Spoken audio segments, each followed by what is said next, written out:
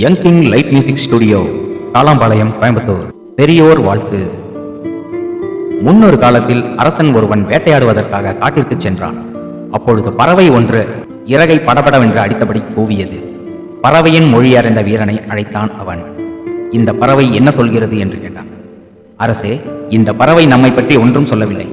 உழவன் ஒருவன் புல் வெட்டுவதற்காக வருவான், அவன் பாம்பு கடித்து இறந்து விடுவான் என்று சொன்னது என்றான் அவன்.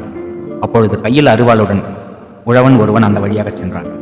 பறவை சொன்னதில் பாதி நடந்துள்ளது, மீதியும் நடக்கிறதா என்று அறிய ஆவல் கொண்டான் அரசன்.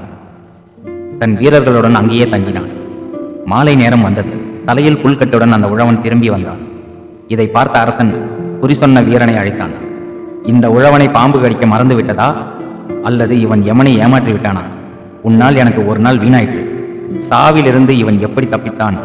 காரணம் சொல், இல்லையேல் உன்னை யாரும் காப்பாற்ற முடியாது என்று கோபத்துடன் கத்தினான். அரசே, பறவை சொன்ன மொழி இதுவரை தவறியதில்லை. இவன் பிழைக்க ஏதோ ஒரு காரணம் இருக்க வேண்டும். இவனை விசாரித்தால் உண்மை தெரியும் என்றான் அந்த வீரன். தலையில் புல்கட்டுடன் அவர்கள் அருகில் வந்த உழவன், இந்த புல்கட்டில் அரிவாள் ஒன்று சொருகப்பட்டிருந்தது. உழவனே, புல்கட்டை கீழே போடு என்றான் அந்த வீரன். அவனும் புல்கட்டை கீழே போட்டான். புல்கட்டு விழுந்த வேகத்தில் அதை சுற்றி இருந்த கயிறு அருந்தது. உள்ளே இருந்த புற்கள் பரவலாக விழுந்தன.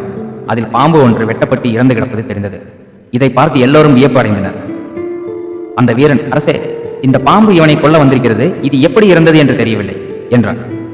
அந்த உழவனை பார்த்து அரசன், நீ புல் வெட்ட காட்டிற்குள் சென்றாய், அங்கே விந்தையான நிகழ்ச்சி ஏதாவது நடந்ததா என்று கேட்டான். அரசே, அப்படி எதுவும் நடக்கவில்லை. வழியில் முதியவர் ஒருவர் வந்தார். நான் அவரை பணிவாக வணங்கினேன். நீடூடி வாழ்க என்று என்னை வாழ்த்தினார் என்றான் அவன். இதை கேட்ட இந்த வீரன், அரசே, இந்த முதியவரின் வாழ்த்துதான் இவனை காப்பாற்றியுள்ளது. உயர்ந்த சான்றோர்களின் சொற்கள் விதியையும் மாற்றும் வல்லமை வாய்ந்தவை என்றான். அதை ஏற்றுக்கொண்ட அரசன் அந்த வீரனுக்கும் உழவனுக்கும் பரிசளித்து சிறப்பித்தான். நாமும் பெரியோர் வார்த்தையை பெறுவோம். நன்றி, வணக்கம்.